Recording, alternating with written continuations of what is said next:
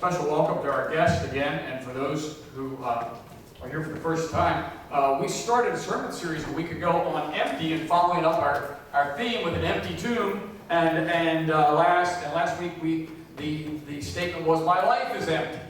Well, today the statement that we're going to challenge is, the earth is empty. And as we talked with the kids, and it was kind of fun to get to talk to the kids about it, because you could see the questions in their minds when I kind of challenged them on some tough issues. And I'm going to do the same with each of us. And you know, there is no question that many of our resources are finite. But yet, we sometimes lose sight of the biblical understanding. In fact, I have heard folks say that, you know, this whole Earth Day thing there's nothing theological about it. And you go, well, okay, maybe the actual date of Earth Day, there's nothing theological about Mother's Day either. But my guess is that if we don't talk about Mother's Day in the church in a couple of weeks, I'm going to hear about it. All right? And the idea is, though, that on this view is that, yeah, the earth is part of God's creation, or is God's the creation, and we are part of it. And sometimes we do get lost in some of the, I don't know, I guess one-line kind of message. I guess the sound bites would be the appropriate thing. You know, that we begin to look at this and realize that there are things that we have to understand. The earth is empty. So if it is empty, if the earth is on its last leg, if it's ready to go into ICU, who makes that call? According to whose definition? And these are going to be some hard challenges, and some of you are not going to like it, and some of you are going to go, yeah, maybe I do kind of like it. I like it. But the point is here to put things into perspective.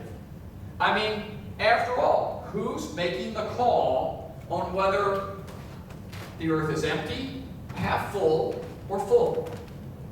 I mean, I don't know if you're aware, but if you're a mountain guy and you enjoy the Shenandoah and you enjoy going to the Blue Ridge, as I have most of my life, and when you go and read the history on the Blue Ridge in the early 1900s, do you know 70% of the Blue Ridge Appalachian chain had been clear-cut? That's the look I had, too.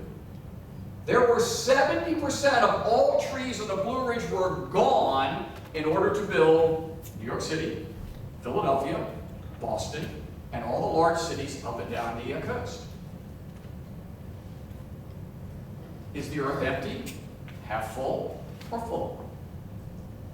For those of us, maybe, who spent our life in this area, a little closer here, and in the 70s that we wanted to, for you younger folks, it was actually a date to go have your car washed and take your date to the state park and then wax your car, have a picnic lunch, and hang out for some of us folks.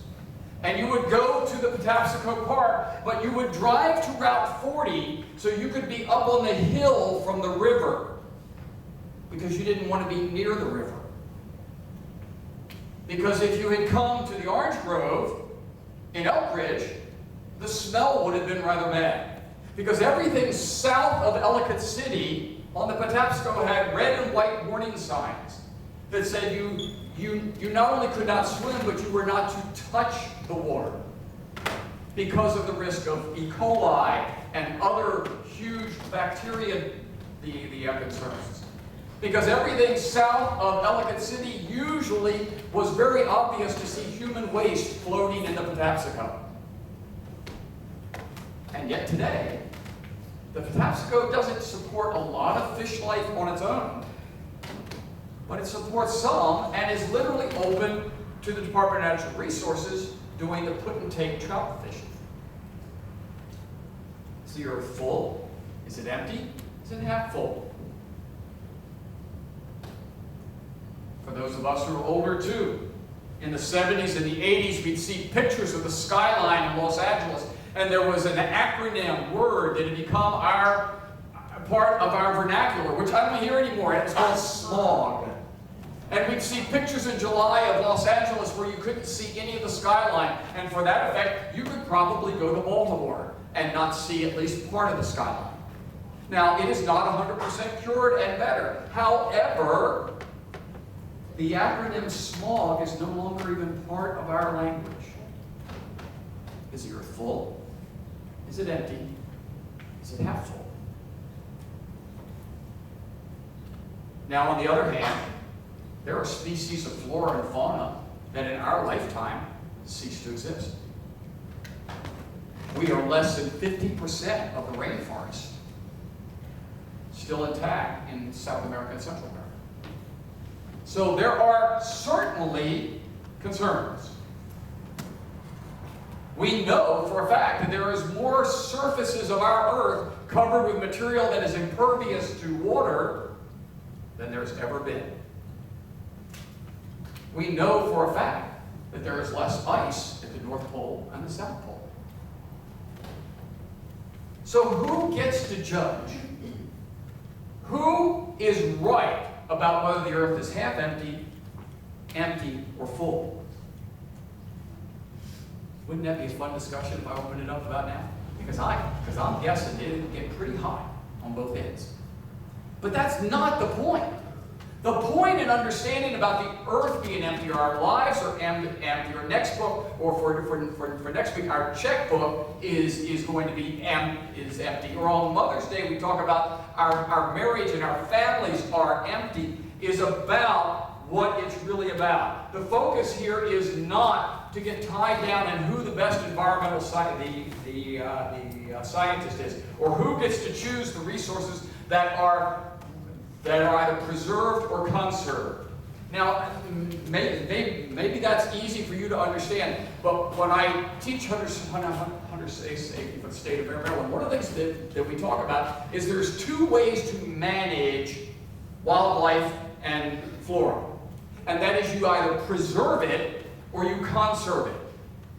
When you go to the National Zoo or to the Baltimore Zoo, you go to see preservation.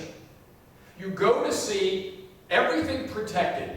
Animals have doctors, everything is there. We're doing programs of breeding. We're doing wonderful things in zoos. But that is preservation. All right? Conservation, on the other hand, is the wise use of resources. All right? So we're going to use some of them, but we're going to do it wisely so we don't exterminate them. All right? People are starving. We're not going to eat these zoo animals. Okay? Not going to happen because it's preservation. But Pastor, people are starving. Sorry, this is preservation. Okay? But we can use some of these over here and some of these plants. All right? Those things are things beyond sometimes our understanding. As with the kids, we forget that the things that we like, that it's crab season in Maryland. And some of you probably already been out and had your first couple of crabs. But understand that we struggle every year with that population of crabs. And the water that they're in, the lack of grasses, and all of that stuff. All of which is real. But the issue for today is the earth empty? Is it on its way to empty? And how does it have anything to do with God and our church? Much less our personal lives. I mean, the only way it has anything to do with your personal life is if you are a businessman or woman or a politician who has some invested interest. Otherwise, you're wondering, well, what's that got to do with me and Jesus? Well, it goes back to the very beginning. We can look at what God calls us to be as keepers of the earth. Adam and Eve were told that they had dominion over the earth. And some of you are already cringing. I haven't even had a chance to explain myself. Dominion, I hate that word. That's been the ruin of everything. Because did you look up the Hebrew definition? No. The Hebrew definition of the word that we translate as dominion is more directly translated as stewardship. Which probably didn't help any much because we don't have stewardship around anymore. I'm sorry. If I'm saying stewardship, you go, oh boy, he's going to ask me for more money now. Yep, whenever the church talks about stewardship, it means more money. Well, maybe more time, but mostly more money. Again, not true. The definition of the Hebrew word translated for dominion as stewards alluded to a practice that was very prevalent during that time. There was one time that we had stewards and stewardesses on our airplanes. Y'all call them flight attendants now. Something else. We had stewards. We don't know what the word means, so let's look at that. Steward is not that word that we use much, but Philip Gray, a writer, was asked, and he wrote about Christian stewardship, and the question was, how can I be a faithful steward of God's gift? The response is, Christian stewardship is a way of living in which we recognize that everything belongs to God. Now, I would hope that you've heard that in the past. And we sometimes buy everything belongs to God. Yep. Except all of my money over here. Or my golf time. Or my whatever time. We hear it, but we don't always buy it. But here it is. Christian stewardship is a way of living in which we recognize that everything belongs to God. All resources must be used, you heard this with the kids, for His glory and the common good. That common good thing. Who gets to define that one now? You know? Do we go cut the rainforest down because there's good drugs there that will save ill patients? Wow. So last week we acknowledged, though, that our lives were empty because of the absence of one most important thing. Our lives tend to be empty because the space that is empty can only be filled with a relationship with Jesus Christ. And today I'm going to tell you that you're going to see a reoccurring theme over all 4 weeks, is that every time the empty occurs, whether it be in your life or whether it be in our understanding of how to manage the resources of the earth, it's because Jesus wasn't first. The biblical context of this word steward is that someone handles the affairs for someone else. For some of you, it may be an executor of a will. It may be whatever the person who's the head of the trust is called, right? It's not executor, it's something else. It just slips my mind. But in ancient kingdoms, stewards were assigned to areas because of the king's absence. A steward literally had all the power of the king. The steward could make all decisions, could do things, whatever they wanted to do. So imagine, the king is in Rome, but your hometown's in northern Africa. Well, the king's not going to get there for a while. So the steward gets to make every decision. When the king shows up, then the steward has to make an accounting for everything that he or she had done. And they must tell the king, this is what I've done, this is what's happened. And the king says, well, I'm going to be here a couple of days, a couple of weeks, so whatever it is, I'm going to take over. Or he may say, go on with your business. You're doing a good job. I'm just here to check out. I'm going to meet some folks on vacation. I'm going to enjoy the beach. Whatever it is, you keep making all the calls because you're doing a good job. The difference is, though, when push comes to shove, the steward doesn't own the kingdom, but is in full control, particularly in the absence of the king, and serves at the will of the king. At any time, the king could say, Joe, you're done, and Mary's in. Anytime. So in Scripture, we find examples of this. So if we're looking for what it is, Abram had a steward, Eliezer. And Eliezer was of Damascus. And believe it or not, he was the child of one of Abram's slaves. And Abram thought so much of him that he made him his steward. And his order read that if Abram never had any children, that at Abram's death, Eliezer would receive his freedom, no longer be a slave, and on top of it, inherit all of his possessions. In Genesis 41, we find a story that may be more familiar about a fellow named Joseph. And Joseph ended up working for Pharaoh. He became Pharaoh's steward. Joseph ran the kingdom. He had full charge of everything all over Egypt. And yet Joseph was not part of the family. Was not. And he would not inherit the throne. No matter what happened in his case, he was never going to be king. Yet Yet, because of his wisdom and his discretion that was given to him by God, Pharaoh entrusted him with the entire kingdom and all its care. The scripture says this way, "You shall be over my house, and all of my people shall order themselves as you command. Only as regards the throne will I be greater than you." In the book of Proverbs, we read that the Lord has made everything for its purpose. Stewardship respects the purpose for which things were made. Adam and Eve were in charge of creation. He wasn't implying at any time, now think about this, if I were to ask you what the biggest problem of the environment was today,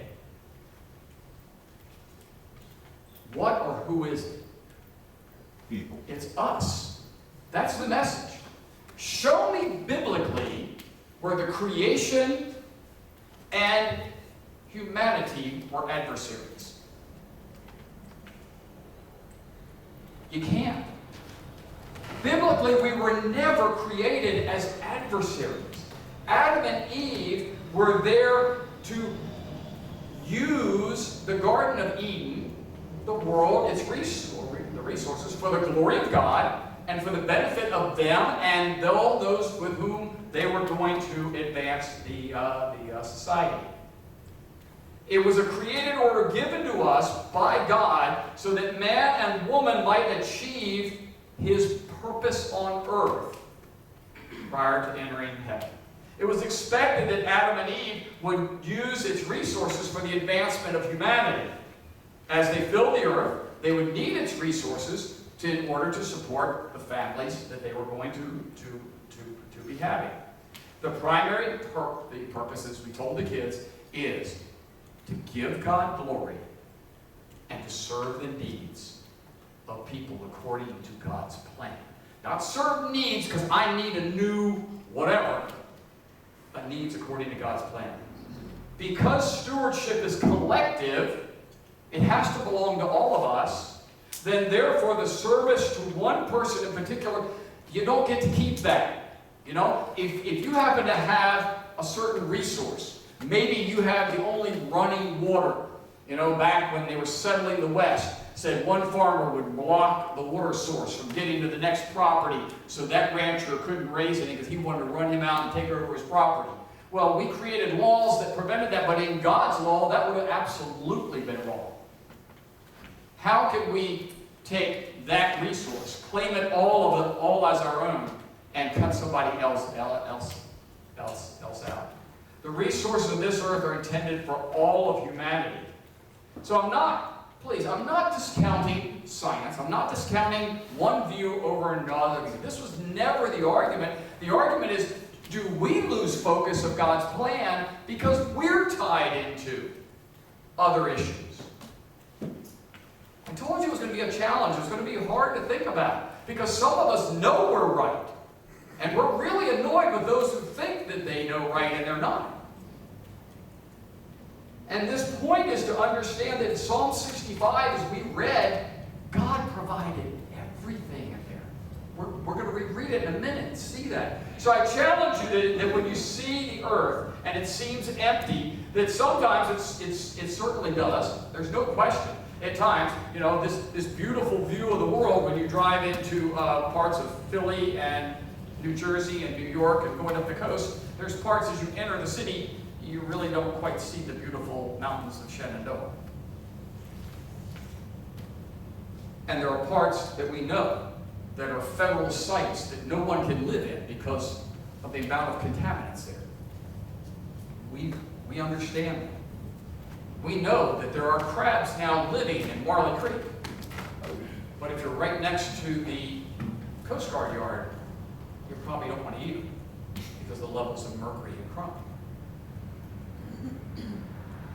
But at the time we need to keep sight, when that mercury and chrome was being used, before we're too righteous, did everybody know what we knew then? Have you used the resources of your home?